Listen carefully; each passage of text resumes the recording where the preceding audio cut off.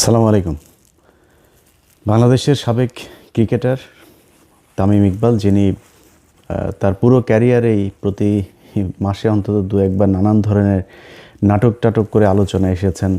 মান, অভিমান, ভালোবাসা, বিচ্ছেদ, এগুলো তার পুরো ক্যারিয়ার জুড়ে। তো সেই ধারাবাহিকতায় গতকালকে আপনারা তার একটা বক্তব্য শুনেছেন। তিনি হঠাৎ করে সারা দেশের, এমনকি আমরা যে সরকারের সমালোচনা করছি সেই সরকারও কি কাহিনী জানি না, তারাও দেখলাম ইন্ডিয়ার এবার এই যে মুস্তাফিজকে তারা কলকাতা নাইট রাইডার্সের হয়ে খেলার থেকে বাদ দেওয়ার কারণে যেই প্রতিক্রিয়া দেখিয়েছে এবং যে পদক্ষেপগুলো নিয়েছে, সেটা খুব ভালো কিছু পদক্ষেপ নিয়েছে। এগুলো মাঝখানেই তিনি এসে বক্তব্য দিলেন যে বাংলাদেশের ভারতে খেলতে যাওয়া উচিত। বাংলাদেশের নাকি 90 থেকে 99% টাকা নাকি আইসিসি তারপরে বাংলাদেশকে দেয়।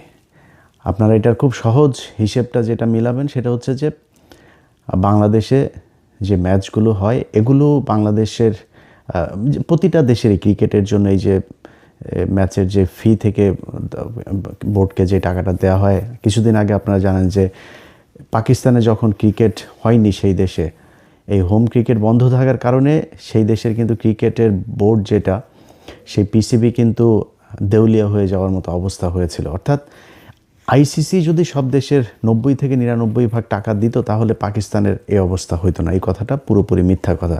এখন এই মিথ্যা কথা হঠাৎ করে তিনি এসে বললেন কেন, সেটা মূলত আজকের আলোচনা। খেলাধুলা নিয়ে আলোচনা করার সময় নাই, সেটা আলোচনার বিষয়ও না। এটার সাথে বিরাট একটা ষড়যন্ত্র তত্ত্ব জড়িয়ে আছে। আপনাদের কি মনে হয় যে এই যে প্রথম আলো, এই যে ডেইলি স্টার, এই যে উদীচি, এই যে ছায়ানট, এরকম তাদের কিছু শাখা প্রশাখা আছে যেগুলো কিনা ভারতের হয়ে বাংলাদেশে কাজ করে, এরা দেখবেন কিছু হইলেই বাংলাদেশের এই যে ইসলামের বিরুদ্ধে, ইসলাম এবং 71 দুইটাকে সাংঘর্ষিক করে তারপরে এটা নিয়ে তারা নানান বক্তব্য দেশে দেখবেন যে হাজার হাজার ঘটনা ঘটে যাবে, কোনো সমস্যা নাই।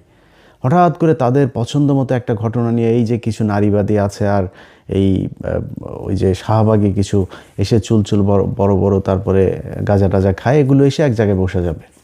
এটা হচ্ছে তাদের নিত্য নৈমিত্তিক রুটিন ওয়ার্ক। এটা কেন করে?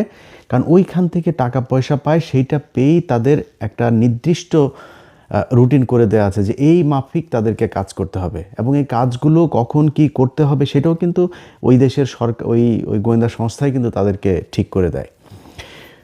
তামিম ইকবালের বিষয়টাকে আমি ব্যতিক্রম কোনো কিছু দেখি না, এটা কোনো বিচ্ছিন্ন ঘটনা। তাকে নিয়ে হঠাৎ করে তাকে দিয়ে কেন বলানো হলো? আমার ধারণা যে এই মুহূর্তে যদি মাশরাফি স্বাভাবিক অবস্থায় থাকতেন, সাকিব থাকতেন, যাদের ক্রিকেটে ব্যাপক জনপ্রিয়তা আছে, এই ধরনের কিছু মানুষ যদি থাকতেন তাহলে তাদেরকে দিয়ে বলাইতো। তো মন্দের ভালো হিসাবে তামিম ইকবাল তিনি আছেন যেহেতু, তাকে দিয়ে কথাগুলো বলিয়েছে। আপনাদের কিছু জিনিস মাথায় রাখা দরকার। তামিম ইকবাল হঠাৎ করে তিনি যে সুরে কথা বলেছেন যে বাংলাদেশের স্বার্থের জন্যই, আপনার বাহ্যিকভাবে শুনে মনে হবে যে এই দেশের ক্রিকেটের জন্য, এই দেশের জন্যই বোধহয় তিনি কথাগুলো বলছেন। আচ্ছা, যদি মনে করেন বাংলাদেশের জন্যই ওনার ক্রিকেটের জন্য এত ভালোবাসা, এত প্রীতি নিয়ে উনি কথাগুলো বলবেন, আপনাদের মনে আছে যে ওনার কথা অনুযায়ী যে বাংলাদেশ যদি এখন বিশ্বকাপ খেলতে না যায় তাহলে বিশাল আকারের ক্ষতি হয়ে যাবে, 10 বছরের জন্য পিছিয়ে যাবে। এই ভারত বাংলাদেশকে এই 2016 থেকে 16-17 থেকে আপনি যদি কয়েকটা এশিয়া কাপ যদি আপনি চিন্তা করেন, বিশ্বকাপে এই ভারতের আম্পায়ার, 2টা এশিয়া কাপ তো আমরা জেতা, 2টা এশিয়া কাপকে তারা হারিয়েছে। সেই বিশ্বকাপের জন্য উনি কোনো কথা বলেছিলেন যে ভারত আমাদেরকে হারিয়েছে? যদি সেটা আমরা জিততাম, মনে করেন একটা এশিয়া কাপ থাকার মানে কি, এশিয়ার বাঘ, সে এশিয়ার শ্রেষ্ঠ, এটাই তো তাদের বিশাল ব্যাপার। আপনি 1997 সালে যেদিন, আমি ছোট তখন, কিন্তু আমার এই মনে আছে যে আমি আমার একটা প্যান্ট বানাতে যাচ্ছিলাম আমাদের চুয়াডাঙ্গা জেলা শহরে। তো ওই দিন হঠাৎ করে দেখি, আমি তার আগ পর্যন্ত জানিও না যে ক্রিকেট বলে পৃথিবীতে কোনো খেলা আছে, তার আগের দিন পর্যন্ত আমি জানি না। সবাই দেখছি রেডিও নিয়ে, তারপরে এই কানের মধ্যে নিয়ে তারপরে শুনছে কি একটা যেন ধারাভাষ্যকার কথা বলছে, ফুটবলের মতোই মনে হয়, আমি জানি না কি হচ্ছিল। হঠাৎ করে আমি আবার আসার সময় দেখি ট্রেনের মধ্যে পুরো রং টং মেখে সারা দেশে বিরাট উল্লাস। ওই দিন টেলিভিশন পত্রিকা সব এই বিশ্বকাপ পরের দিন, মানে ওই যে আইসিসি যেটা বাংলাদেশ জিতে বিশ্বকাপে খেলার মর্যাদা অর্জন করলো, আকরাম খান যে অধিনায়ক ছিলেন। তো ওই একটা ম্যাচ আজকে যে বাংলাদেশের ক্রিকেট সেই জায়গায় নিয়ে এসছে। এই এশিয়া কাপের 2টা এশিয়া কাপ যদি বাংলাদেশ জিততো, তাহলে বাংলাদেশ মানসিকভাবে আরও বিশাল আকারে উঠে যেত না সামনে। সেটা নিয়ে তামিম ইকবাল কোনো দিন ভারতকে বলেছে যে তোমরা এই চুরি করো, তোমরা এইভাবেই করো। বরং ওই ম্যাচের মধ্যে সাকিব আল হাসানকে তাও দেখেছি যে মোটামুটি একটু তর্জন গর্জন করেছে, তারপরে এ কথা বলে নেই। তারপরেও ধরেন ওনার বিশাল ভালোবাসা, উনি বাংলাদেশের ক্রিকেটকে বাঁচাইতে চায়। আচ্ছা, এই যে শেখ হাসিনার সরকার, এই শেখ হাসিনার সরকার আমরা কেন এই যে বিভিন্ন আপনার এই ফ্যাসিস্ট, আপনার এই যে কালচারাল এই ফ্যাসিস্ট যে গণমাধ্যম, ফ্যাসিস্ট যেই আপনার আমলা প্রশাসন, এদের ব্যাপারে আমরা এত তৎপর কেন? এদের বিচারটা কেন চাই? কারণ হচ্ছে যে এই শেখ হাসিনা গেল 15 বছরে যত হত্যা, খুন, গুম যা করেছে সেটার জন্য এরা দায়ী, এরা তাদেরকে সহায়তা করেছে, এই জন্যই তো এদের বিচার চাই। আচ্ছা, এবার আসেন আপনি 2018 সালের একটা নির্বাচন। 2014 সালে যাই হোক বিএনপি আসে নাই। আমি সত্যি কথা বলি, আমি সেদিন কাজে গিয়ে তারপরে বাথরুমে গিয়ে কান্না করেছি। মানে এত খারাপ লাগছিল 2018 সালের সেই নির্বাচনটার রাতে। আপনাদের তো রাত, আমাদের এখানে তখন সকাল। এত খারাপ লাগছিল যে এইভাবে মানুষের চোখের সামনে মানুষকে এইভাবে বোকা বানিয়ে এই নির্বাচনটা এরকম করা যায়। সেই নির্বাচনটা বাংলাদেশের একটা টার্নিং পয়েন্ট ছিল। 14 সালে ঠিক আছে বিএনপি যায় নাই, শেখ হাসিনা করেছে, একা নির্বাচন করেছে। তারপরে ধরলাম 18 সালের নির্বাচনটা তো হইতে পারত। এবং তারা যেভাবে সেই ঐক্য জোট মোট বানায়, এই যে আপনার আওয়ামী দালাল ডক্টর কামাল সহ এই যে এই দালাল কয়টাকে গামছা কাদের টাদের এগুলোকে নিয়ে তারপরে তারা এই হাসিনার এই রয়ের ফাঁদে পা দিয়ে তারপরে বিএনপি একটা জোট গঠন করলো। সেই জোট গঠন করার পরে কি হলো দেখেন, রাতের বেলা ভোট নিয়ে তারপরে দিনের বেলা সেটা প্রচার করলো যে হ্যাঁ এই হয়েছে, আগের রাতেই ভোট শেষ হয়ে গেল। সেই নির্বাচনটা বাংলাদেশের এই যে গেল 5 বছরে, অন্তত 5-6 বছরে যে মানুষগুলো মারা গেল, মানুষগুলোকে মারা হলো, খুন করা হলো, এই মানুষগুলো এই নির্বাচনটার কারণে মরে নাই। এই জন্য আমরা চাই যে এই নির্বাচন, এই প্রশাসন, এই যে জনপ্রতিনিধি সহ যারা সাংবাদিক, শিক্ষক, যারা এই শেখ হাসিনাকে সমর্থন দিয়েছে তাদের সবার বিচার হইতে হবে। আচ্ছা, তাদের যদি বিচার হয়, তাদের অনেকের বিচার হচ্ছেও, সেনাবাহিনীর পর্যন্ত বিচার হচ্ছে, তাহলে ক্রিকেটারদের বিচার হওয়া দরকার না? কেন জানেন? 2018 সালের নির্বাচনের পরে 2000 এই দিন আরেকটা নির্বাচন। আচ্ছা, আপনাদের মনে আছে এই যে